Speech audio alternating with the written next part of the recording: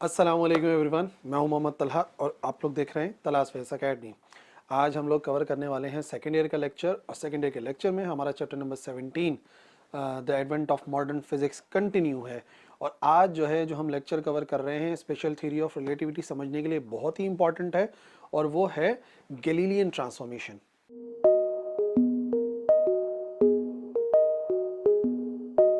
तो Galilean transformation से हम ये बात सीखेंगे कि अगर हम एक ऑब्जर्वर से दूसरे ऑब्जर्वर की ऑब्जर्वेशन में ट्रांसफॉर्म करना चाहें तो किस तरीके से ट्रांसफॉर्म कर सकते हैं। यानी कि अगर डिस्प्लेसमेंट मेरे लिहाज से है तो उसको मैं किसी दूसरे ऑब्जर्वर के लिहाज से कैसे डिफाइन कर सकता हूं। तो ऐसी इक्वेशंस ट्रांसफॉर्मेशन इक्वेशंस कहलाती हैं। और सिर्फ पोजीशन नहीं बल्कि हम लोग वेलोसिटी को भी देखेंगे, एक्सेलरेशन को भी देखेंगे और फोर्स को भी देखेंगे। तो स्टार्ट करते हैं, देखते हैं कि गैलीलियन ट्रांसफॉर्मेशन किस तरीके से मालूम की जा सकती है। कंसिडर कर लेते हैं सबसे पहले एक frame of reference O at rest. ठीक है ना, एक ऑब्जर्वर है जो कि इन स्टेट ऑफ रेस्ट है। फॉर एग्जांपल वो ऑब्जर्वर ओ है, तो उसका फ्रेम ऑफ रेफरेंस ये आ गया एक्स एक्सिस और ये आ गया वाई एक्सिस और ये आ गया जेड एक्सिस। ठीक है जी। अब वो क्या करता है, वो एक पॉइंट को देखता है, पॉइंट पी को देखता है जिसके कोऑर्डिनेट्स ओ के लिहाज से हैं x comma y comma z और टाइम हो रहा है टी। ठीक है ना। अभी हमने क्या करा, यानी कि फॉर एग्जांपल ये जो पॉइंट पी है यहाँ से ये एक स्ट्रेट लाइन आ गई टुवर्ड्स एक्स एक्सिस, तो ये हमें डिस्टेंस दे देगा वाई का। ठीक है, यहाँ से हमें डिस्टेंस मिल जाएगा एक्स का। ठीक है, ये एक्स एक्सिस का डिस्टेंस हो जाएगा और फिर इसी डिस्टेंस को मेजर करेंगे अगर जेड तक तो हमें जेड कोऑर्डिनेट मिल जाएगा। यानी कि जो कोऑर्डिनेट्स हैं पॉइंट पी के अकॉर्डिंग टू ओ, यानी कि ओ ऑब्जर्वर जब उसे देख रहा है तो उसके मुताबिक एक्स का फासला, एक्स एक्सिस में फासला एक्स है, वाई एक्सिस में फासला वाई है, जेड एक्सिस में फासला जेड है और टाइम हो रहा है फिलहाल टी के बराबर, जैसा कि यहाँ पे एक्सप्लेन किया गया। ठीक है ना, पॉइंट पी आ गया x comma y comma z, ये आ गया डिस्टेंस ऑफ एक्स, ये आ गया डिस्टेंस ऑफ वाई और फिर डिस्टेंस ऑफ जेड और टाइम हो रहा है टी, जो कि हमने नोट कर लिया। अब एक और फ्रेम ऑफ रेफरेंस है और वो है ओ डैश। ठीक है, एक ऑब्जर्वर है, कोई और ऑब्जर्वर है जिसको ओ डैश से शो कर रहे हैं, उसका फ्रेम ऑफ रेफरेंस है। और ये जो ऑब्जर्वर है ये मूव कर रहा है with velocity v, constant velocity v के साथ मूव कर रहा है पॉइंट p की तरफ, यानी कि मूव जो है वो इसी डायरेक्शन के अंदर कर रहा है ये। ठीक है ना, तो ये आ गया ओ डैश और ये इसका फ्रेम ऑफ रेफरेंस आ गया जो कि अलग से नज़र आ रहा है। ठीक है, जब वो क्या करता है, वो इसी पॉइंट को ऑब्जर्व करता है। जब वो इस पॉइंट पी को ऑब्जर्व करेगा ओ डैश, तो उसके जो कोऑर्डिनेट्स हैं वो हो जाएगा एक्स डैश, वाई डैश और जेड डैश और टाइम वही है टी पर उसने ऑब्जर्व करा है, या उसको अगर चेंज भी आप कर दो तो उसको आप टी डैश कर दो। ठीक है जी, तो टाइम तो सेम ही है। यानी कि जिस टाइम इस ऑब्जर्वर ने, यहाँ ओ ने ऑब्जर्व करा था उस पॉइंट पी को, बिल्कुल उसी वक्त चलना शुरू करा एक ऑब्जर्वर ने और वो चल रहा है कांस्टेंट वेलोसिटी v के साथ। और फॉर एग्जांपल यहाँ तक कहीं तक पहुँचा हुआ है तो उसके जो कोऑर्डिनेट्स हैं वो कितना हो जाएगा, यानी कि ये वाला डिस्टेंस मेजर करा तो ये उसके एक्स एक्सिस का डिस्टेंस आ गया, ये वाला डिस्टेंस वाई का आ गया, ये जेड का आ गया, तो हमने उसको नाम दे दिया एक्स डैश, वाई डैश और जेड डैश, क्योंकि ऑब्जर्वर जो है वो ओ डैश था। ठीक है जी। अच्छा, distance between both frame of references, अगर दोनों फ्रेम ऑफ रेफरेंसेस के दरमियान का डिस्टेंस है, लेट से उसे एस से शो करते हैं। और क्योंकि वो वी वेलोसिटी के साथ मूव कर रहा था और कितने टाइम तक मूव करता रहा, टी टाइम तक, जिस वक्त ऑब्जर्वर ओ ने देखा था पॉइंट पी को, तो डिस्टेंस हम मालूम कर सकते हैं S is equal to v t की मदद से। यानी कि यहाँ से लेकर यहाँ तक का जो डिस्टेंस है वो एस है और वो बराबर है वी टी के, जो कि यहाँ पे हमने लिख भी दिया S is equal to v t. अच्छा जी, अब हम ज़रा देख रहे हैं कि जो पोजीशन की ट्रांसफॉर्मेशन है, यानी कि दोनों जो पॉइंट पी की पोजीशन बताएंगे उसकी क्या ट्रांसफॉर्मेशन इक्वेशन बन सकती है। ठीक है ना, यानी कि एक की ऑब्जर्वेशन दूसरी की ऑब्जर्वेशन में कैसे ट्रांसफॉर्म हो सकती है। तो देखो क्लियर है कि x dash is given by x dash is equal to x minus v t. देखो मैं बताता हूँ, ओ से लेकर पॉइंट पी तक का डिस्टेंस, यानी कि यहाँ तक का जो डिस्टेंस है ना, ये कंप्लीट डिस्टेंस बराबर है एक्स के। ठीक है, कंप्लीट डिस्टेंस है एक्स, जबकि यहाँ से लेकर यहाँ तक का जो डिस्टेंस है, यानी कि मूविंग ऑब्जर्वर से लेके पॉइंट पी तक का जो डिस्टेंस है, ये बराबर है एक्स डैश के। तो ये वाला हो जाएगा एक्स डैश, जबकि ये जो बाकी का डिस्टेंस है यहाँ से लेके यहाँ तक का, इसको हमने एस से शो करा है और ये एस एक्चुअली बराबर किसके है, ये एस बराबर है वी टी के। तो देखो क्लियरली फिगर से नज़र आ रहा है कि अगर एक्स डैश मालूम करना है तो हम क्या कर सकते हैं, इस कंप्लीट वाले डिस्टेंस में से एक्स में से माइनस कर सकते हैं वी टी को। तो वही यहाँ पे लिखा हुआ है कि x dash is equal to x minus v t. ये हो गई transformation equation for x axis, ठीक है ना। हम ट्रांसफॉर्म कर सकते हैं एक्स की ऑब्जर्वेशन की मदद से एक्स डैश की जो भी ऑब्जर्वेशन है as far as distance is concern.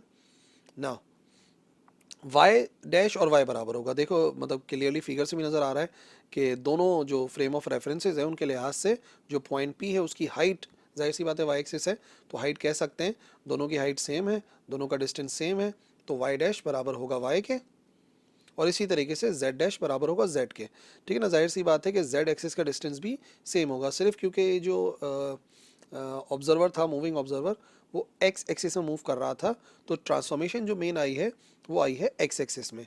And similarly time जो t डैश है, जो कि ओ डैश ने ऑब्जर्व किया है, वही टाइम ओ ने भी ऑब्जर्व करा होगा, तो दोनों के टाइम भी सेम रहेंगे। तो ट्रांसफॉर्मेशन इक्वेशन बता रही है कि सिर्फ एक्स एक्सिस में डिफरेंस आया है, बाकी वाई डैश वाई के बराबर है, जेड डैश जेड के बराबर है, और टी डैश भी बराबर है टी के। नाउ देख लेते हैं कि वेलोसिटी की ट्रांसफॉर्मेशन किस तरीके से मालूम कर सकते हैं। तो देखो कंसिडर कर लेते हैं कि अभी वो एक इक्वेशन हम लोगों ने फाइंड करी थी, x dash is equal to x minus v T.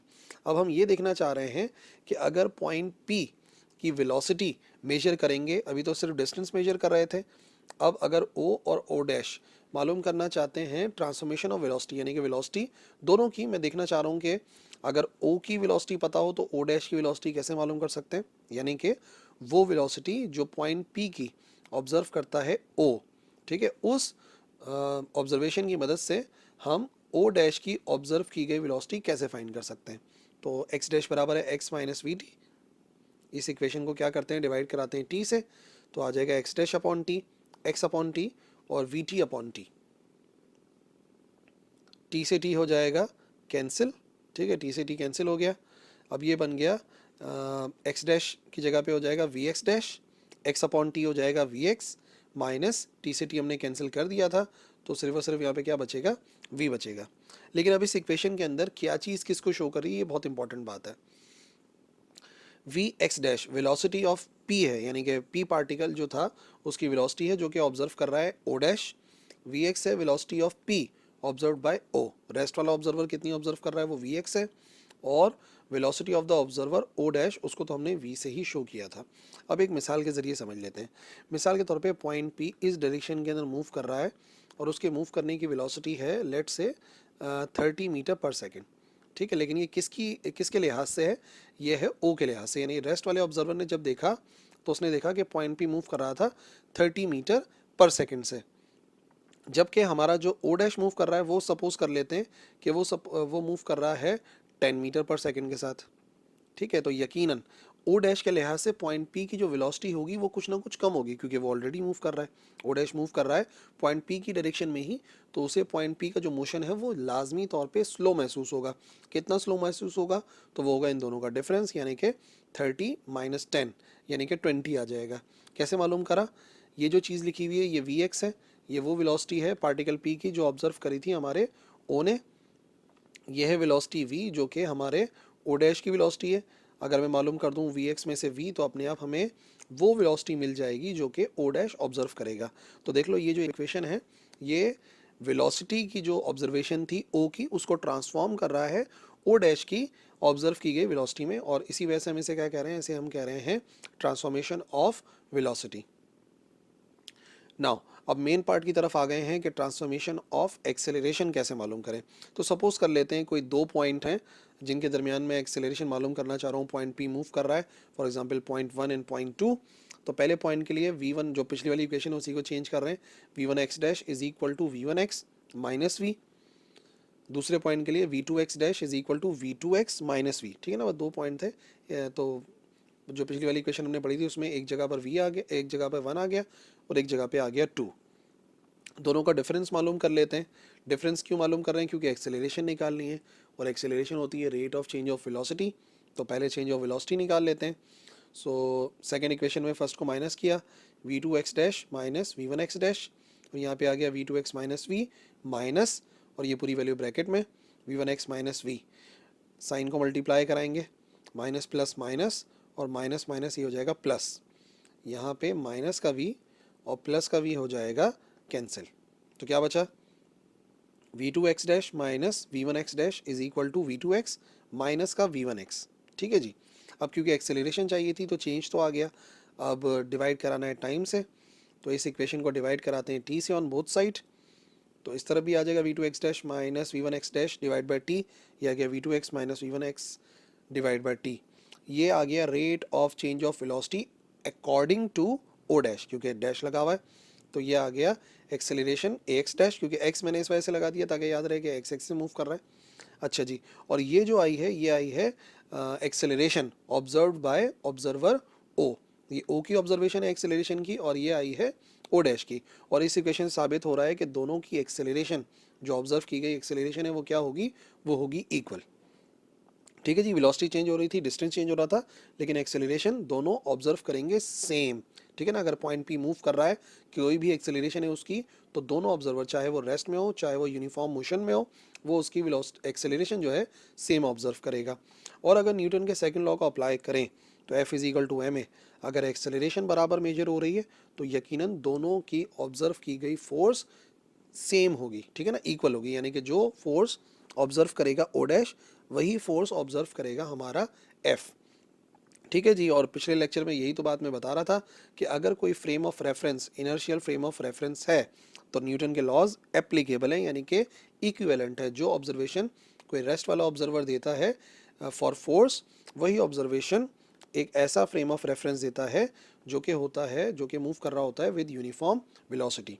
ठीक है, तो गैलीलियन ट्रांसफॉर्मेशन का मेन रिजल्ट यही मिला, पोजीशन ट्रांसफॉर्म होती है, वेलोसिटी ट्रांसफॉर्म होती है, but acceleration and force remains equivalent for observer at rest and for observer moving with uniform velocity. That's it. I hope Galilean transformation clear हो गई होगी, क्योंकि ये क्लियर होगी ना तो फिर स्पेशल थ्योरी ऑफ रिलेटिविटी समझ में आएगी। और अगर कोई कन्फ्यूजन है तो लिखिए कमेंट सेक्शन के अंदर, मैं रिप्लाई करूंगा। इस लेक्चर के लिए इतना ही है, अगले लेक्चर मिलेंगे। अल्लाह हाफिज़।